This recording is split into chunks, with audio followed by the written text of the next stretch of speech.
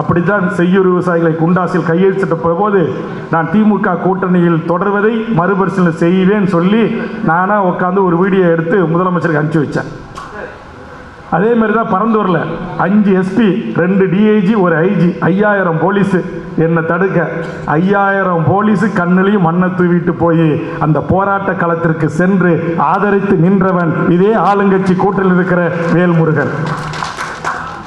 அன்றைக்கு ஸ்டெர்லைட்டுக்கான துப்பாக்கி சூட்டுக்கு எல்லாரையும் விட்டாங்க, ஆனால் என்னை மட்டும் விடலை.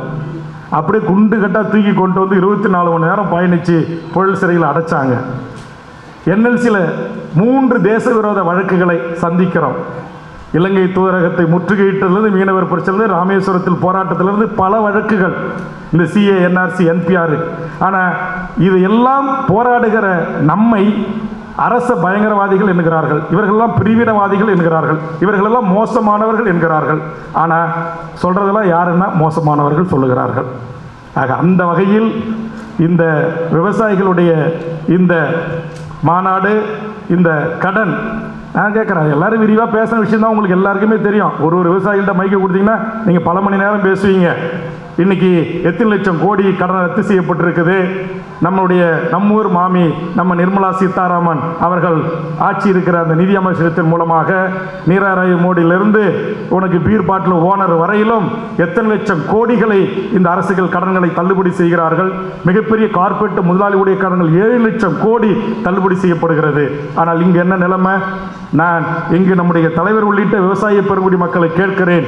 இந்த விவசாய பெருங்குடி மக்களுடைய போர்க்குணம் என்பது டெல்லியில் ஒரே ஒரு திருத்தம் கூட நாங்கள் செய்ய மாட்டோம்.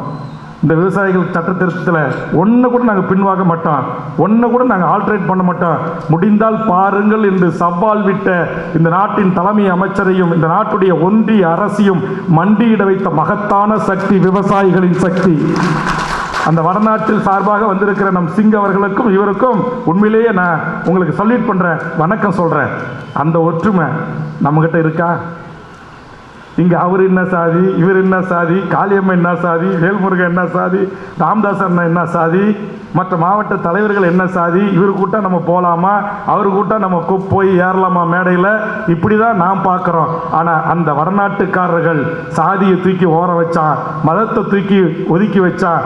இந்துவும் வந்தான், சீக்கியனும் வந்தான், பார்சியும் வந்தான், எல்லா கிறிஸ்தவனும் வந்தான். ஒட்டுமொத்த விவசாயிடா நாங்கன்னு சொல்லி இந்திய நாட்டு இராணுவமே மிரளக்கூடிய மாபெரும் மக்கள் புரட்சி இந்த 21ஆம் நூற்றாண்டில் நடந்தது. அப்படின்னா நம்ம நடத்தின தமிழருடைய மரபு வழி ரீதியான ஜல்லிக்கட்டுக்கு பிறகு இந்தியாவே திரும்பி பார்க்கின்ற மகத்தான போராட்டம். எதையும் நான் திரும்ப பெற முடியாதுன்னு சொன்ன ஒன்றிய அரசை மண்டியிட வைத்த மகத்தான ஆளுமை நிறைந்தவர்கள் என்ற விவசாய பெருமடி மக்கள். அதுபோன்று நீங்கள் இன்னும் இருக்கிற பிற சங்கங்களையும் இணைத்து இந்த நாட்டின் அதிகார வர்க்கத்திற்கு நம்ம உத்தரவுகள் போடணும், இதை செய் அப்படின்னு சொல்லணும். அப்படிதான் இருக்கணும். நான் கூட இந்த வங்கி கடன் பிரச்சனைக்கு சென்னையில் இளைஞர்னு ஒரு தம்பி இந்த ஐசிசி வங்கி கோல்மால் பண்ணி சில வேலை பண்ணான். அவர் கூப்பிட்டாருப்பா, ஒரு ஆளாக உட்காந்துருக்காரு, எந்த போலீஸ்காரர் எந்த பேச்சுவார்த்தை எதுவுமே நடக்கலை.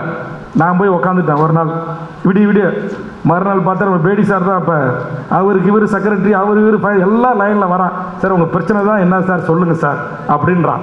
ஆக ஒரு போராட்டம் என்பது அரசு இயந்திரத்தை, ஆட்சியாளர்களை நம் பக்கம் திரும்பி பார்க்க வைப்பதோடு மட்டுமல்லாமல் அதற்கு அதே இடத்தில் தீர்வை ஏற்படுத்தி கொடுக்கின்ற ஒரு வரலாற்று சிறப்புமிக்க போராட்டங்களை எதிர்காலத்தில் நாம் இணைந்து உருவாக்க வேண்டும் என்று இந்த நேரத்தில் தெரிவித்து